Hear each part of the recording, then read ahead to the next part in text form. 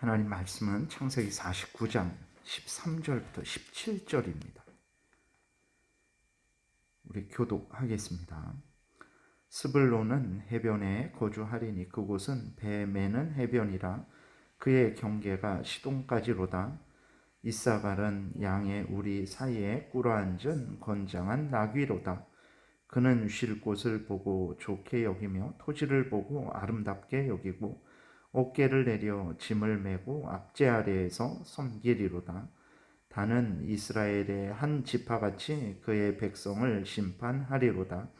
다는 길섭의 뱀이요 샛길의 독사로다. 말굽을 물어서 그 탄 자를 뒤로 떨어지게 하리로다. 아멘. 기도드리겠습니다. 살아계신 하나님, 이 시간 하나님 말씀을 전하고 듣습니다. 성령께서 역사하셔서 우리를 향한 하나님의 뜻을 잘 깨달아 알게 도우시고 또 하나님이 우리에게 알려주시는 대로 잘 믿고 따르게 도우소서. 참으로 하나님, 사망의 음침한 골짜기를 걸어가는 우리들의 인생길이지만 하나님의 은혜 안에서 평안할 것이고 하나님의 은혜 안에서 반드시 우리가 사탄 마귀와 싸워 승리할 것이고 하나님의 영광을 드러내는 본분을 다하게 될 줄을 믿습니다. 온전히 주장하시기를 바라고 예수 그리스도의 이름으로 기도드렸습니다. 아멘. 오늘은 이제 그 본문에 보게 되니까 야곱이 스불론을 축복을 합니다. 그런데 스불론이 얻을 땅을 언급을 해요. 스불론은 해변 배를 매는 곳에 거주할 것이고 그 경계가 시돈까지다라고 이렇게 기록이 되어 있습니다. 그러니까 이제 해변에 거하니까 그 항구 도시를 말하는 거죠. 배를 정착시키는 곳에 이제 스불론이 거주할 것이다라고 하면서 스불론의 경계를 하나님께서 말씀을 하십니다. 이것은 이제 스불론이 가나안 땅에 들어가서 땅을 분배받게 되는 것이 우연히 일어나는 것이 아니고 하나님이 주시는 분복임을 드러내는 것입니다. 오늘 우리들도 마찬가지죠. 우리들이 이 땅에서 이제 인생을 살아가면서 각각 얻는 분복들이 있습니다. 그랬을 때 그 모든 것들은 하나님이 주시는 것이다 라는 것을 우리가 기억을 해야 됩니다. 많이 받았으면 하나님이 많이 주신 것이다 라고 우리가 생각하고 하나님께 감사해야 되고 또 설사 혹시라도 적게 주셨으면 또 적게 주신 것이 하나님의 뜻이다 라고 생각하고 우리는 자족하면서 또 하나님께 감사를 해야 되는 것입니다. 우리들이 잘해서 남들보다 많은 것을 가진 것이다 라고 생각을 해서는 안 됩니다. 그러나 그리스도인들조차도 이러한 생각을 하죠. 그러나 우리가 다른 사람들보다 지혜롭게 되고 또 지혜롭게 일하고 열심히 일했을지라도 그러면 그 지혜는 우리가 가진 지혜는 우리 스스로 만들어낸 것입니까? 우리가 일할 수 있는 여건, 장소, 그 다음에 힘, 그 다음에 일을 해서 넘치게 소득을 얻는 것은 우연이 되는 것입니까? 그러지 않죠. 하나님이 주셨기 때문이라는 것을 우리가 기억을 해야 됩니다. 하나님이 오른손이 하신 일, 왼손이 모르게 그런 방식으로 주시니까 우리가 하나님이 주신 줄을 모르는 거예요. 그러나 그 모든 것들은 하나님이 주신 것입니다. 그렇기 때문에 특별히 우리가 많이 받았던 또 아니면 적게 받았던 그것이 하나님이 주신 나를 향한 복이다라고 우리가 생각하고 많이 받았으면 많이 받은 대로 적게 받았으면 적게 받은 대로 하나님께 감사하고 주신 하나님의 뜻을 따라서 이제 삶을 살아가야 되는 것이죠. 특별히 많이 받은 사람들은 절대로 교만해서는 안 되고 누가복음 12장 48절에 이 말씀을 기억해야 됩니다. 무릇 많이 받은 자에게는 많이 요구할 것이요 많이 맡은 자에게는 많이 달라 할 것이니라 라는 이 말씀을 기억하면서 다른 사람보다 하나님이 왜 나에게 더 많이 주셨을까? 그 많은 것을 가지고 더 하나님을 사랑하고 더 하나님을 의지하고 더 하나님의 영광을 드러내고 더 다른 사람들을 도우라고 하나님이 주신 것이라는 것을 기억을 해야 됩니다. 그러나 오늘날에 많이 받은 사람들 중에 그렇게 하나님께 감사하며 더 하나님을 위해서 일하는 경우가 그렇게 많지 않습니다. 모두가 다 적게 받았다라는 생각을 하기 때문에 그런 것이기도 하죠. 우리가 생각해서 나는 저 사람보다 적게 받았으니까 나는 적당히 일해도 된다. 아닙니다. 그것이 얼마든 간에 뭐 수치로 많이 받았다 적게 받았다 할 수 없는 거예요.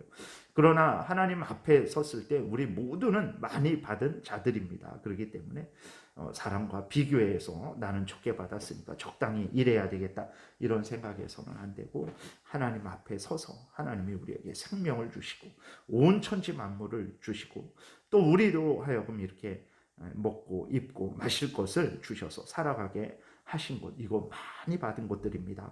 그러므로 우리가 살아계신 하나님 앞에 감사하며 하나님의 영광을 위해서 열심히 살아가는 그러한 신앙생활을 해야 되겠습니다.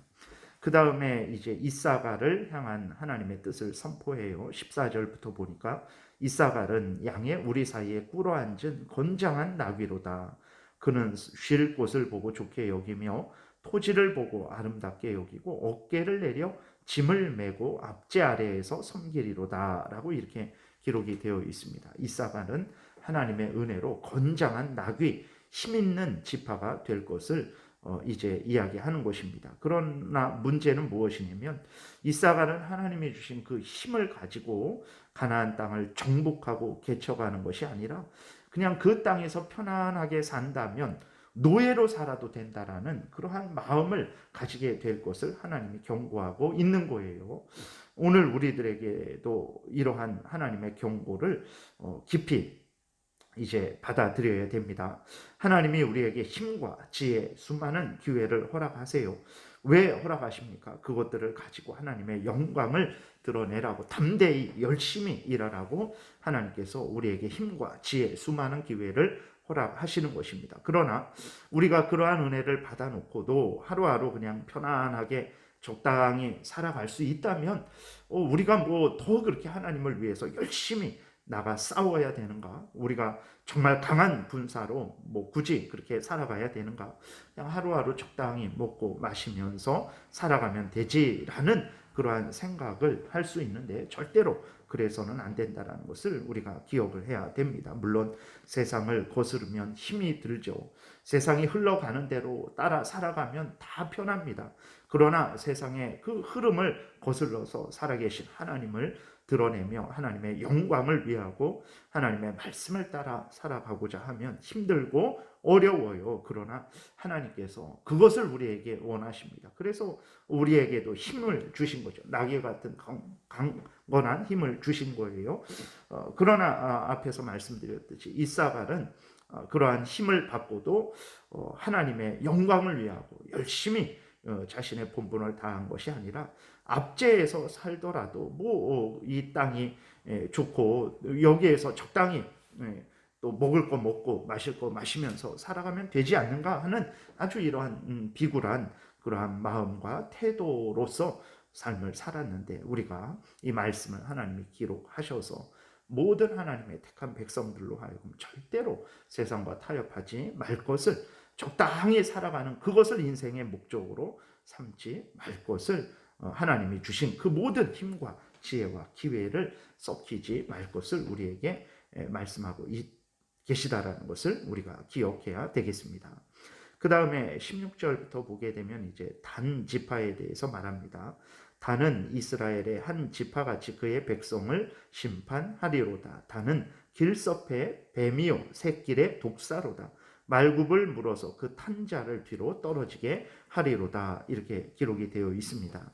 16절 단은 이스라엘의 한 지파같이 그의 백성을 심판하리로다. 그랬을 때 이 의미를 이제 단지파의 삼손이 사사가 되어서 이스라엘 백성들을 인도하는 것으로 해석을 하기도 하고, 또 출애굽할 때 이제 성막을 중심으로 해서 각 사방에 세 지파씩이 배치됩니다. 이때 단지파가 북쪽에 배치된 납달리 아셀 지파를 인도하는 역할을 하는데 이것을 이제 의미한다라고 그렇게 해석을 하기도 합니다. 어쨌든 단 지파가 그렇게 이스라엘 백성들을 이제 그 인도하는, 심판하는 그러한 자리의 역할을 하게 될 것이다라는 것을 이제 이야기하는데, 그런데 17절에서는 이제 단은 길섭의 뱀이요 새길의 독사로다. 말굽을 물어서 그 탄 자를 뒤로 떨어지게 하리로다라고 이렇게 또 말씀이 기록되어 있어요. 이것은 이제 단 지파가 대적들을 향해서 아주 그 악독하게 또는 이제 은밀한 뭐 사기 수단을 써서 남을 해하는 그러한 의미를 드러내는 거예요. 그래서 이제 참 어떤 이렇게 별로 좋지는 않은 거죠. 그러나 이제 단지파가 좋게 표현하면 민첩하게 대적들을 이제 공격을 한다라는 그러한 의미겠고, 좀 나쁘게 표현을 하면 아주 이렇게 악독하고 은밀한 사기 수단을 써서 뱀이 가만히 숨어 있다가 지나가는 사람을 이렇게 무는 것처럼, 그래서 쓰러뜨리는 것처럼 그러한 아주 그 사악성을 드러내고 있는 거예요.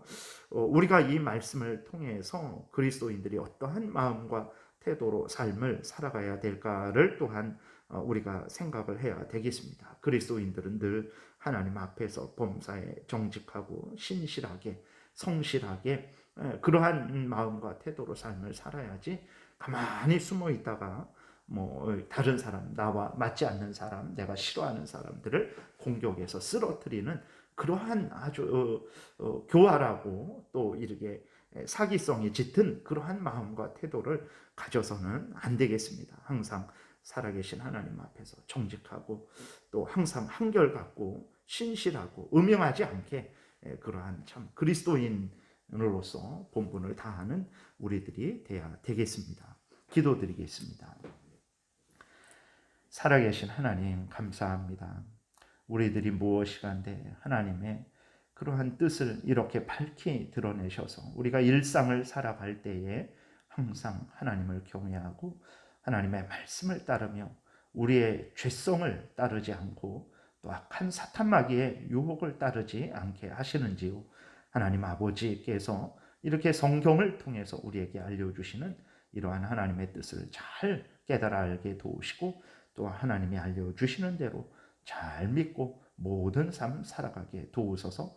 하나님이 기뻐할 것이고 또 주변 모든 사람들을 유익하게 할 것이고 하나님의 영광을 드러내는 참으로 복된 인생이 될 줄을 믿습니다. 감사드리고 예수 그리스도의 이름으로 기도드렸습니다. 아멘.